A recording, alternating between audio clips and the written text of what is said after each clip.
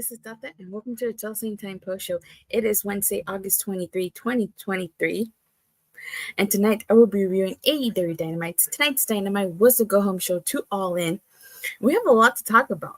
Let's kick things off with this contract signing between Will Ospreay and Chris Jericho. So you guys know, contract signings in wrestling never end well, and this was no exception. You know, I really liked the promos that each Chris Jericho and Will Ospreay cut.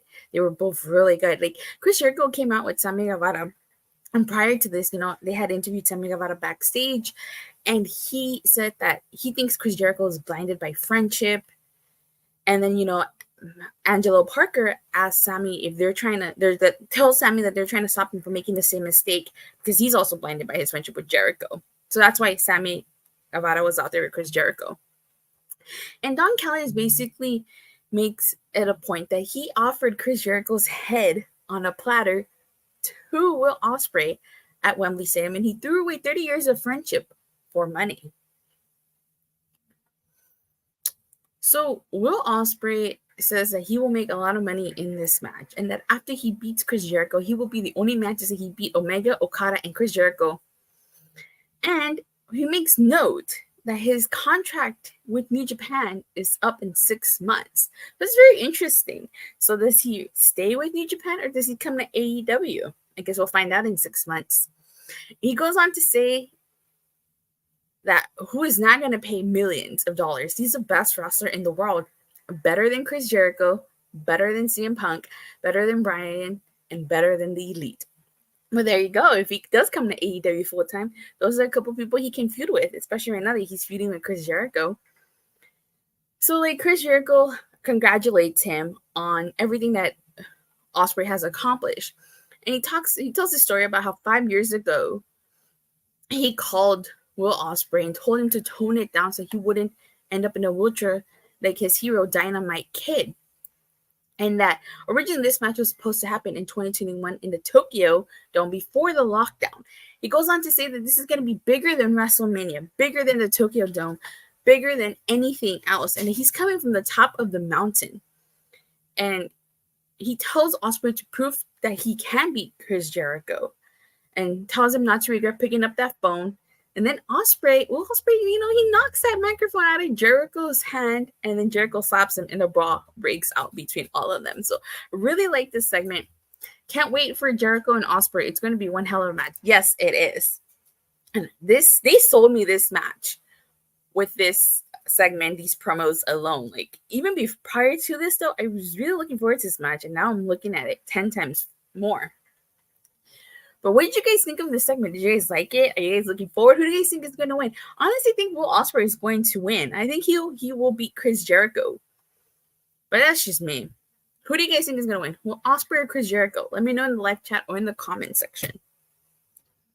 So the second thing I want to talk about is this tornado tag match between Nick Wayne and Darby Allin versus Swerve, Strickland and AR Fox. And I'm not going to talk about the match itself. I want to talk about what happened after the match.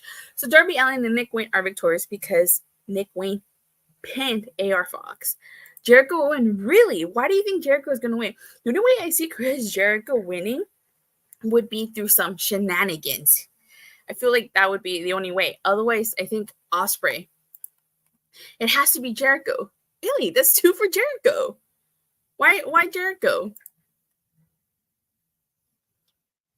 So at the end of the match, Guevara will let him. Sammy Guevara. I have a feeling Sammy Guevara is going to get involved in that too. So Swerve Strickland picks up the microphone and he just starts laughing. He starts talking about how it's so disappointing. And then he turns and looks at AR Fox. And he's talking about AR Fox. He says that why is AR Fox such a loser? And that the test was that Fox couldn't beat an 18-year-old child.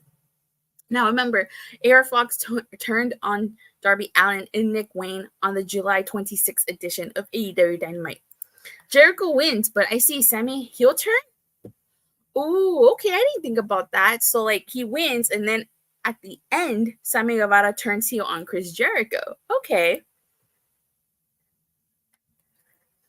So he hands the microphone over to Prince Nana.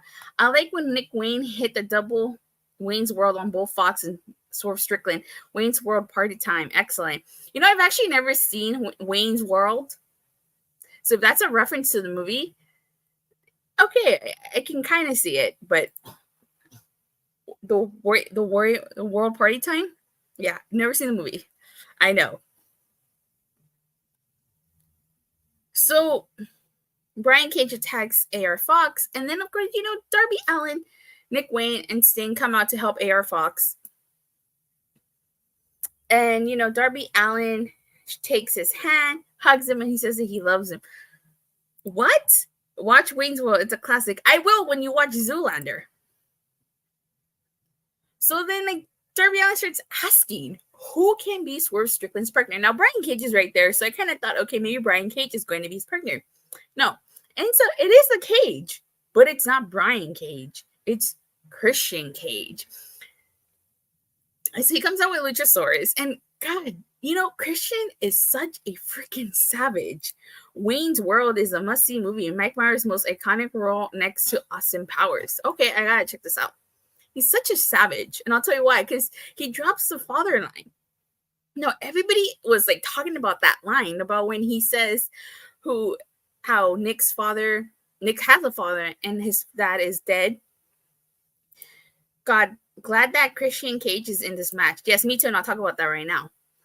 And he goes on to say that maybe he's never heard of him, Buddy Wayne, so he must not been good. So then everybody talked about that line, but nobody talked about what he said after, which I thought was much more of an ow than that. I mean, don't get me wrong, that was that was Christian Cage being savage, but I feel like this was also savage on his part when he said, he tells Nick Wayne that if it were up to him, he'd still clear Wembley Stadium because he would hate for Nick to have deja vu and watch that coffin door close on someone he loves for a second time in his young life. I was like, if I could insert the GIF, I would insert that Friday damn GIF because I was like, he went there. Like, damn. He basically says there's no better mentor for him than the TNT champion. And I find it so interesting that Christian got added to this match. And the question is, will Edge appear? Yes, and I'm about to talk about that. So, I don't know if you guys were aware, but, you know, Edge went on the fan morning show, and he talked about how his contract expires at the end of at the end of September. My bad, September.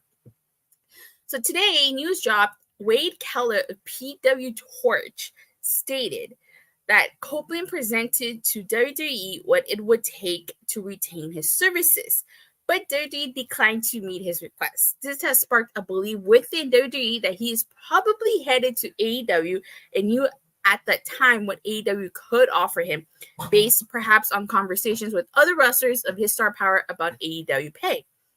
Tony Khan is a big fan of Edge and certainly would value adding him to the roster either as a wrestler or in some other role. Also, Christian Cage is a long-time friend of Copeland and is prominently featured on AEW TV, so linking them together in some way on TV would be natural. Now, there's a lot of speculation surrounding Edge. Is he going to go to AEW? Now, like I said, Edge himself said his contract expires in September. How do we know he's telling the truth? How do we know he's not lying? I mean, way back in 2019, you know, he kept denying that he wasn't medically cleared to compete and that he had not signed with WWE. And look what ended up happening. He appeared in the Royal Rumble in 2020. So how do we know? Let me see. If Edge appears, I hope he uses Rob Zombie's Never Gonna Stop Me for his AEW theme. Ooh, that's a good choice. Now, I said on my SmackDown post show that it would make sense for Edge to appear at All In if Christian Cage is on the card. And I find it coincidence that this news dropped today and Christian Cage is on the card. The only person who knows the truth is Edge himself. Yes, that is true. Now, AEW isn't telling us Edge is going to be is going to show up. And I feel like a lot of people are going to be disappointed if Edge does not appear at All In. But again, no one's telling us Edge is going to appear there. We're all just speculating. Everybody's just assuming that he's going to appear. Is he? We'll find out on Sunday. But I do think that if Edge goes to AEW and his contract has truly expired and WWE did not give him a new deal, then the best way to debut Edge would be at All In. You don't debut him on the Dynamite after Allin. You don't debut him at All Out. You debut him in front of 80,000 people at Allin. But what do you guys think? Does Edge go to AEW? Will he show up at All In? I could see him if his contract has truly expired. What about a 90-day non-compete clause? I don't think that's the case. If his contract is expired, his contract is expired. There is no 90-day compete clause unless he asked for his release. So, very interesting situation here. I mean, it's all up in the air, but I do think it's a little bit of a coincidence. This match was changed the day that news dropped. And like I said, we will find out Sunday once and for all if Edge will go to AEW. Or actually, even if he doesn't appear at All In and his contract does truly expire at the end of September, maybe he'll show up at a different time. And if Edge shows up at All In, may he or may he not spear Darby Allin? I think he would still spear Darby Allin, especially if he's going to help his friend Christian. But what do you guys think of all of this? Does Edge show up? Yes or no? Let me know in the live chat or in the comment section down below. So tonight's Dynamite was actually supposed to kick off with the trios match, the Elite versus Bullet Club Gold. Edge will be a heel. Yeah, he definitely will be. But I don't think he'll go by Edge. He'll probably go by Adam Copeland. Unless he comes up with another name. But I think he'll most likely be Adam Copeland. But this match doesn't even get started because the Elite attacked the Bullet Club Gold before the match. Juice, let me see. Yes, to start an Edge versus Darby Allin feud. Oh, I would like that. Juice Robinson tries to hit Nick Jackson with the steel chair, but the refs stop him. And Juice Robinson punches the ref. That poor ref didn't do anything to him and knocked him down. So, a whole brawl breaks out. And this is all used to build to set up, that the trios match is going to happen at All In. Because Takeshita comes out, he attacks Omega. FTR come to the Bucks' aid, and then Takeshita escapes from Kenny Omega. This was a mess to start the show. Yeah, I do agree. It was a little messy. I thought we were really going to have this match, but of course, it wouldn't make sense to have it since the match is going to happen at All In. So, afterwards, we have an MJF Sit Down Interview. And he calls himself the 20tweet version of the British Bulldog. And, he cut a really good babyface promo. MJF is really good at promos. I think this is the first time, really, that we've seen him cut, an actual babyface. Well, it's not the first time, but it's one of the times that he's cut a babyface promo. And he's actually pretty good. I like his heel promos, but his babyface promos are just good, too. He name drops John Cena, Triple H, Hulk Hogan, The Undertaker as wrestlers that came before him. And he talks about how all of this is new for him because he's never had a genuine friend before. And Adam Cole isn't just his friend. That's his brother. And then Adam Cole taught him how to trust. And the brothers always hug it out. But he can't wait to do this with his best friend. So that betrayal is going to hurt. It truly is. But the question is, who's turning on who? Is Adam Cole going to turn on MJF? Or is MJF going to turn on Adam Cole? Because, later on in the night, we did get an Adam Cole sit-down interview. And, they look at highlights of his friendship with MJF. He talks about how never in a million years did he think him and MJF would get along.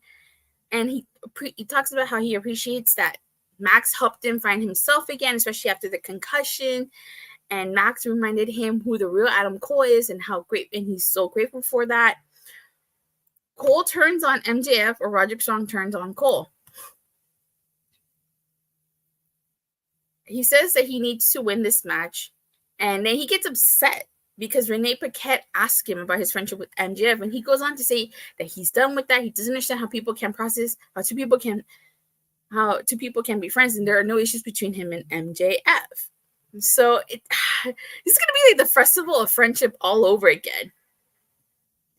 Honestly, I kind of wish they actually did win the tag titles and kind of gone on a small tag team title run and then in the storyline. It's gonna suck when this this ends. Something fishy is gonna go down in that tag team match. We get Jon Moxley versus Rey Fenix, and Jon Moxley won this after he puts Rey Fenix to sleep. And I want to talk about what happened afterwards. So we find out who are going to be the other men in the BCC, in the Stadium Stampede match. And it's none other than Santana and Ortiz. And Rey Fenix got taken out with the crowbar. And, he got stretchered away. And, and then Renee Paquette tries to approach Eddie Kingston. But Eddie Kingston tells her to get that mic out of his face because, her husband just did that to poor Rey Fenix. Now, there was a reason for that. So, Fightful Select reports Tony Khan revealed on his AEW All-In media call that changes would be made to AEW All-In card due to real-life situations. Glad that Santana and Ortiz returned. Yeah, it's been a while since we've seen them on AEW TV. As of Tuesday, Rey Fenix is no longer planned for the AEW All-In match. However, we're told that there are plans in place to explain it. So again, that's why Rey Fenix got taken out with the crowbar. The indication we were given for Fenix was that it was travel or visa related as opposed to an injury, but that has yet to be confirmed. So there you guys have it. That is why Rey Fenix was taken out of this match. He was unable to go to London, as it says here, travel or visa related, but they haven't been able to confirm it. So that's why this match was changed. So what are you guys' thoughts on Rey Fenix getting removed from the match? All right. We also get a sit-down interview with the Young Bucks and FTR. And we basically talk, the Bucks thank FTR for saving them twice. And, FTR kind of says that they shouldn't thank them because they're buddies. But they want to face the Bucks, no excuses. Matt Jackson talks about how it seemed impossible to sell out the first All-In with 10,000 people, and now they sold out an 80,000 arena. And that to say that this is the biggest match of their career is the understatement of the century. Nick Jackson talks about how him and Matt Jackson are made men and that they don't really need to win this match, but FDR needs to beat them for the legacy to be seen at the top. Cash Wheeler, he goes on to say this is the biggest match of their careers and one of the biggest shows in wrestling history. So what do you guys think? Does FTR win or does the Bucks win? Dax goes on to say that this goes beyond business. It's personal for them. And that FTR's legacy, the only tag team that stands in the way is the Young Bucks. And since Dax brings up how he doesn't have to want to wake up Monday morning and explain to his son how he lost, Matt Jackson reminds Dax, how does he feed his daughter? Because he says that if it wasn't for them, that FTR have jobs because of them. And he goes on to say that if one day they decide to hang up their sneakers, people will say, let's give the Bucks their damn flowers. That's the best tag team that has ever competed in pro wrestling. And then he says that people will say about FTR that those guys are the guys the Bucks named in their YouTube show, and that's the truth. Ouch. And basically, long story short, Dax is that they're going to see who's the best at Wembley Stadium. So who do you guys think is going to win? The Bucks or FTR? I think it's a hard one for me to call, honestly. Yeah, Ruby Soho versus Skye Blue. I'm not sure what this match has to do with All-In, since neither of them are on the card. FTR will win. Yeah, it's a rubber match. They both won one. So Ruby Soho wins this after she hits a destination unknown. We get a quick segment with the Kingdom and Roderick Strong. And you know what? I gotta say, Roderick Strong is still wearing that neck brace. How long has it been since he fought Samoa Joe? About a month ago on Collision? Yeah, it's been a month. So he's still wearing that neck brace. So props to Roderick Strong for selling that neck brace. Skye Blue is just green in the ring. Okay. Yeah, she could get better. But he goes on to say that at the end of the night at Allin, people will find out who the real MJF is and who the real Adam Cole is. So Roderick Strong also is going to play a factor in this whole MJF Adam Cole situation, because is he trying to break Cowboy Bob with his injury record? Maybe. Because what is he going to do? Does he cause Adam Cole and MJF the tag titles? Oh, his role in this whole thing is very interesting.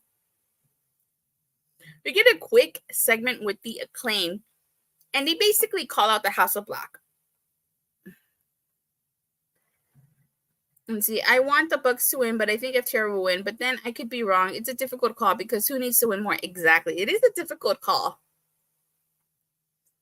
So Daddy Ass is back. And he basically talks about how, like, the two hardest things he had to do in his life was walk out on Max and Anthony and leave a good career.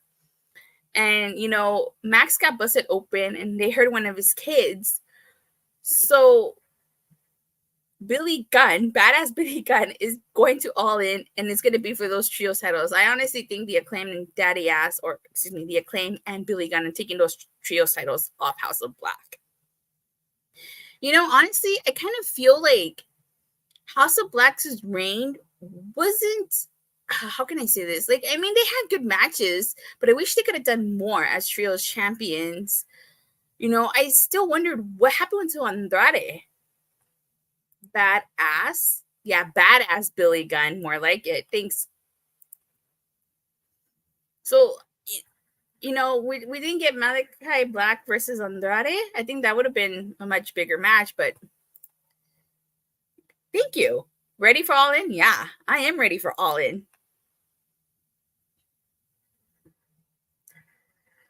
Okay.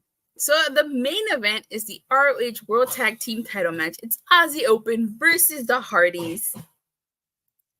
The Acclaim and Billy Gunn will be winning. Yeah, I think so too. And Aussie Open immediately went after the Hardys. Like, I mean, was anybody really surprised by the fact that Aussie Open won this match? I don't think anybody was. So afterwards, like, Kyle Fletcher says at Wembley Stadium, there's not going to be any double clothesline and no kangaroo kick. Obviously, the double clothesline refers to better than you babies finisher and MJF trying to do that kangaroo kick. Aussie Open, Kyle Fletcher goes on to say that Aussie Open will still be ROH Tag Team Champions, baby. And so then Adam Cole and MJF come out and they confront Aussie Open. And then a brawl breaks out. Aussie Open does beat up better than you, baby.